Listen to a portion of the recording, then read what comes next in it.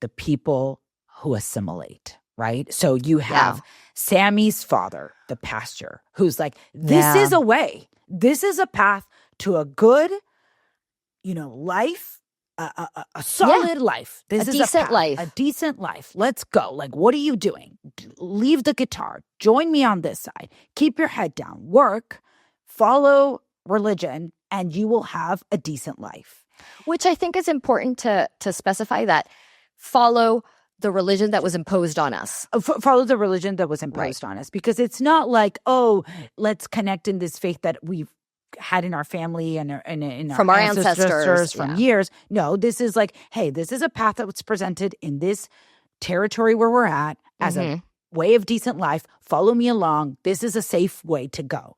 Yeah, true safe. Immigrant experience. When you hear, we've had so many children of immigrants talk about how their parents wanted them to just like join the corporate world, keep the 9 to 5, stay on the right path, like just safe path, like don't, and you understand that these parents immigrated to America to have opportunity for their children.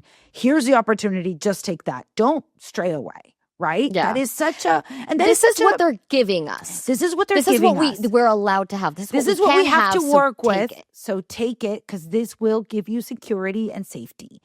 And it is a fair path. And it is the path that most people choose because security and safety. Like, these are good paths of decent life. There's no shame in what the father did and his family did. But yet, it's not the only path. And although the other path is a lot more uncertain and risky, and like, obviously Sammy chooses the other path, but you do see this other way of life that is an option.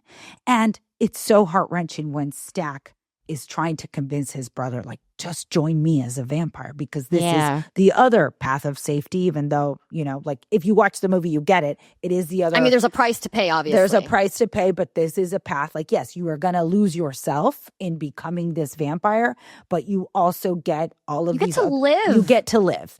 And it is so sad, though, that both paths, Sammy, who chooses music and to stay true to himself, and then you have Stack, who chooses vampire, when they meet at that ending post-credit scene, which you got to watch the post-credit scene. Oh my gosh, yeah.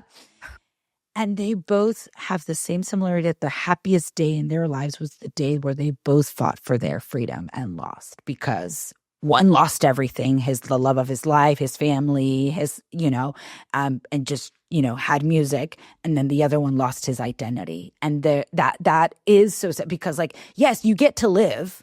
If you assimilate, you do get to live, but you lose everything that made you, right? Yeah. Because he's lost his brother. He can't see his family anymore. He can't, in the movie, he can't see the sunlight anymore, which is representative of all of these other things. So that just like, and we've talked about assimilation. For many, it is a survival tool that, like, if I do not assimilate, I will not be able to make it in this country. I will be either like deported, or like my family's at risk, or there's just high stakes. And then there's other types of degrees of assimilation. But it is such a big topic for oppressed communities that it is, and it's so crystal clear in the movie. What I love about the movie is that it sets the picture for every option. It's like, look, there's smoke. He didn't assimilate, not one bit. He was inflexible. He died. Right. His wife died. There's Stack. Stack fully assimilated. He's like, I'm flexible. I'm bendable. Anything to live another day. Let's go. Yeah. Lost himself, lost who he was, lost his brother, can't see the light of day. Paid the price for assimilating, right? He's alive. He lived, but he paid the price. Yeah.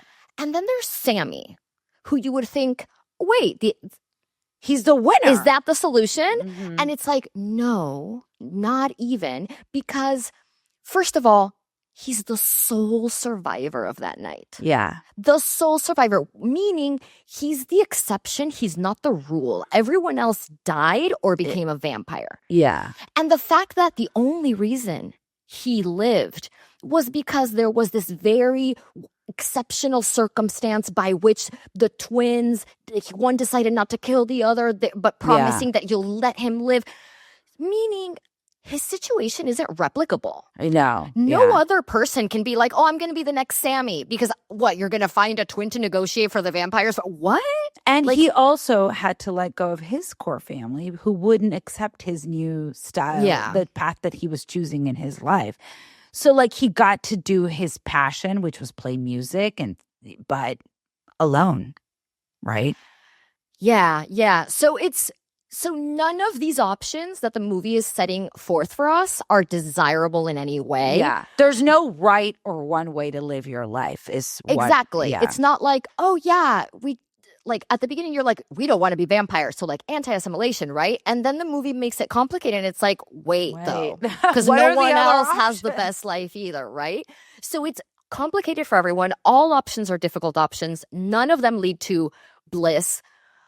But I do want to say something that this movie brought to my attention, which I hadn't thought about before, about the topic of assimilation, was that when I think about assimilation, Peruvian culture doesn't live and die with me, right? Yeah. In the sense that, like, there's a country called Peru, and Peruvian culture is alive and well there. And if I, living in the United States, choose to fully assimilate because of my survival, because I need to get ahead, or whatever it is, if I choose to fully assimilate, I am not risking the existence of Peruvian culture. I'm not threatening it. That, I think, is a luxury. Full assimilation is a luxury that I am afforded.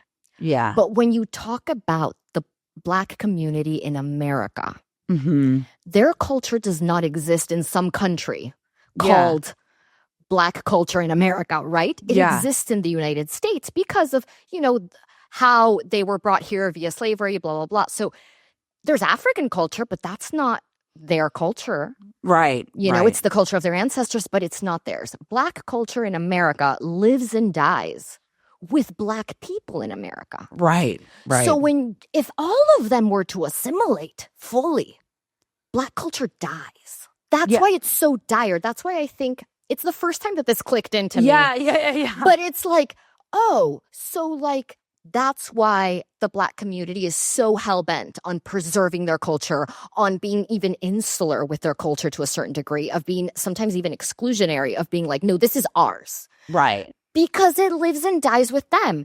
And then it made me think, I'm just really curious right now. I would love to speak to a Black American living abroad, like living in Japan, and asking them, do you feel a little less pressure to uphold your culture and your traditions and your ancestors and not assimilate now that you're living in Japan because you know your culture is back in America thriving and it doesn't depend on your assimilation? Or do you feel the need to like, oh, I have to keep this alive for myself because there's nowhere else here in this new territory where I am where I can get it? Yeah, true. Because I think both things can be true. I think you're like, all right, it's not all on me, but man, I can't get it anywhere else, so I have to preserve it.